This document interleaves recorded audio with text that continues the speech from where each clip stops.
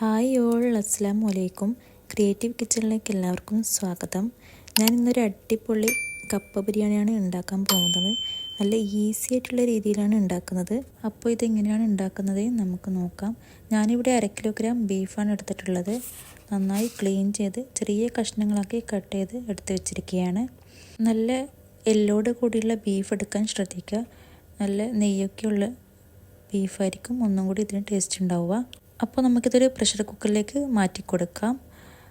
ഇനി നമ്മൾക്കിതിലേക്ക് വേണ്ടത് 6 ചുവന്നുള്ളി, അതേപോലെ തന്നെ ഒരു 1/4 ഇഞ്ച് നീളത്തിലുള്ള ഇഞ്ചി, പിന്നെ ഒരു വലിയ വെളുത്തുള്ളി 8-10 എണ്ണം.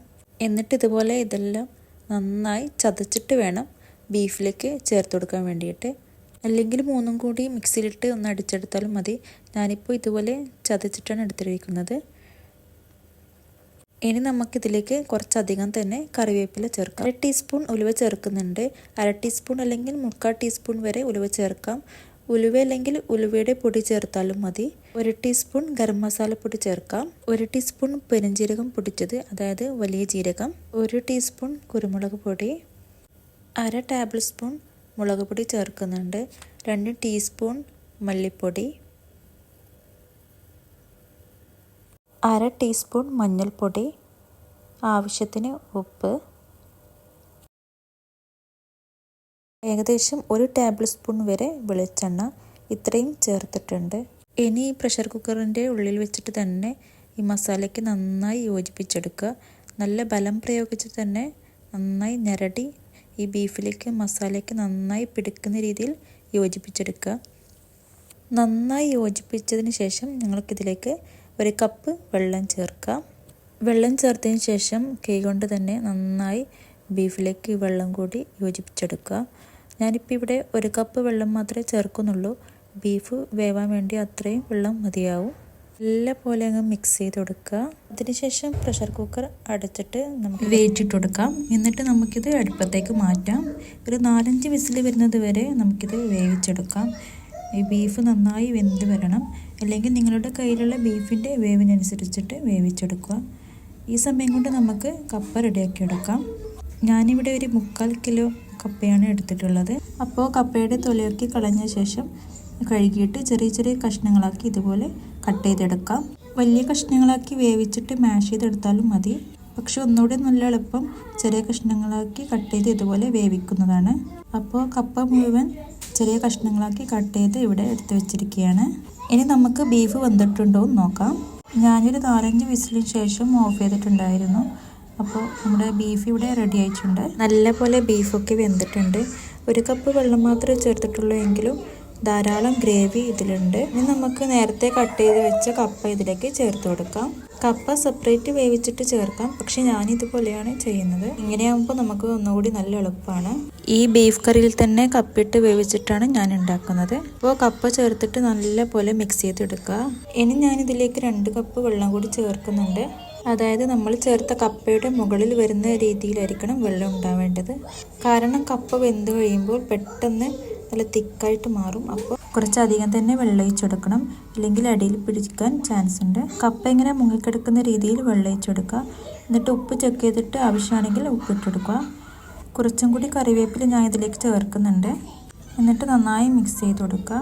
എന്നിട്ട് നമുക്കിത് വീണ്ടും അടച്ച് അടുപ്പത്തേക്ക് മാറ്റാം. 1 വിസിൽ അല്ലെങ്കിൽ ഒരു 2 വിസിൽ. നന്നായി വെന്തുടണമെന്നുണ്ടെങ്കിൽ ഒരു 2 വിസിൽ വരെ വേവിച്ചെടുക്കുക. കുറച്ച് ഹാർഡായിട്ടാണ് നിങ്ങൾക്ക് ഇഷ്ടമെങ്കിൽ 1 വിസിൽ വരുന്നത് വരെ വേവിച്ചാൽ മതി. അപ്പോൾ ഞാനിത് 2 വിസിൽ വരുന്നത് വരെ വേവിച്ചെടുക്കുന്നുണ്ട്. നന്നായി വെന്ത് കഴിക്കുന്നതാണ് എനിക്ക് ഒന്നുകൂടി ഇഷ്ടം. അപ്പോൾ 2 വിസിൽ വരുന്നത് വരെ നമുക്ക് വെയിറ്റ് ചെയ്യാം. 2 വിസിലിന് ശേഷം ഞാൻ കുക്കർ ഓഫ് ചെയ്തിട്ടുണ്ടായിരുന്നു. കപ്പയൊക്കെ നന്നായി വെന്തുടഞ്ഞിട്ടുണ്ട്. ഞാനത് വീഡിയോ എടുക്കാൻ വിട്ടുപോയി. ഇനി നമുക്കൊരു പാത്രം അടുപ്പത്ത് വെച്ച് ചൂടാക്കി എടുക്കാം. ഇനി നമുക്കൊന്ന് കാച്ചി വയ്ക്കണം കപ്പയിലേക്ക്. അതിനുവേണ്ടി ചൂടായ പാത്രത്തിലേക്ക് 2 ടേബിൾ സ്പൂൺ വെളിച്ചെണ്ണ ചേർത്ത് കൊടുക്കാം. ഇതിലേക്ക് ഞാനൊരു 1/2 ടേബിൾ സ്പൂൺ കടുക് ചേർത്ത് പൊട്ടിച്ചെടുക്കുന്നുണ്ട്. പെരുംജീരകം ചേർത്തും പൊട്ടിക്കാം. ഞാൻ കടുകാണ് ചേർക്കുന്നത്. ഇപ്പോൾ ഒന്നും ഇഷ്ടമില്ലെങ്കിൽ ഒന്നും ചേർക്കണമെന്ന് നിർബന്ധമൊന്നുമില്ല. ഇനി കടുകൊന്ന് പൊട്ടിക്കഴിയുമ്പോൾ ഇതിലേക്ക് 1/2 കപ്പ് ചെറിയ ഉള്ളി ചേർത്ത് കൊടുക്കാം. അല്ലെങ്കിൽ ഒരു സവാള കട്ട് ചെയ്ത് ചേർത്താലും മതി. 2 ആണെങ്കിലും കുഴപ്പമില്ല.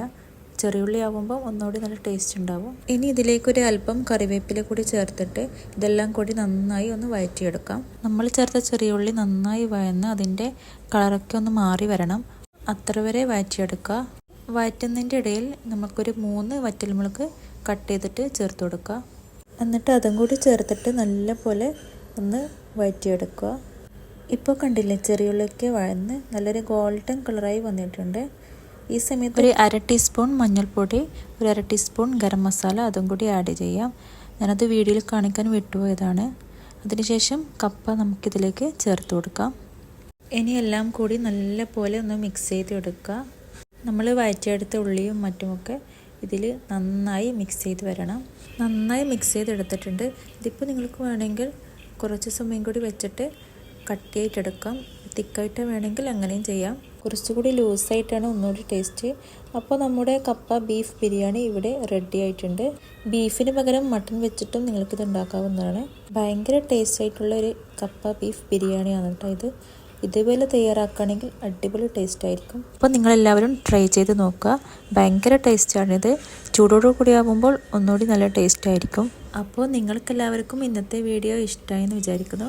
ഇഷ്ടമാവുകയാണെങ്കിൽ ലൈക്ക് ചെയ്യുക, ഷെയർ ചെയ്യുക, നിങ്ങളുടെ അഭിപ്രായങ്ങൾ കമൻറ്റ് ബോക്സിൽ അറിയിക്കുക. അപ്പോൾ അടുത്ത വീഡിയോയുമായി വരുന്നത് വരെ ബൈ.